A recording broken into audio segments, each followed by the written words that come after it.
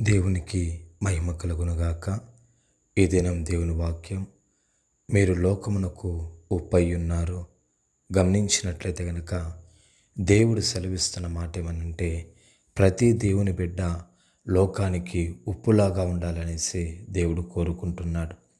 ఉప్పు ఎలాగైతే సారం లేని వాటిల్లో, రుచి లేనటువంటి వాటిల్లో ఉప్పు వేసినప్పుడు రుచి సారము కలుగుతుందో, అదే ప్రకారంగా ప్రతి దేవుని యొక్క బిడ్డ మాట సారం కలిగిన మాటలుగా ఉండాలి. కుటుంబాలను కట్టే మాటలుగా ఉండాలి.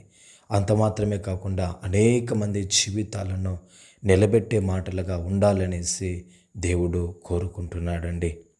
కాబట్టి మన మాటలు జీవితాలను కట్టేటట్లుగా, మన మాటలు సమాధానపరిచేటట్లుగా, మన మాటలు అనేక మందిని ఐక్యపరిచేటట్లుగా ఉండినట్లుగా దేవాతి దేవుడు అటువంటి కృపను మనందరికి కూడా అనుగ్రహించి, యేసు ప్రభు ఎలాగైతే ఈ లోకానికి ఉప్పై ఉన్నాడో అదే ప్రకారంగా మనకును దేవుడు అటువంటి భాగ్యమును అనుగ్రహించి కృప చూపుగాక.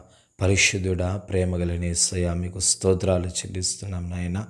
మేము లోకానికి ఉప్పై ఉండిన ప్రభువా, అనేకులను మెద్దకు నడిపించే బిడ్డలుగా మార్చి మీ నామమునకు మహిమ తెచ్చుకోవాల్సిందిగా యేసు నామంలో వేడుకొంచున్నాము తండ్రి. ఆమేన్, ఆమేన్.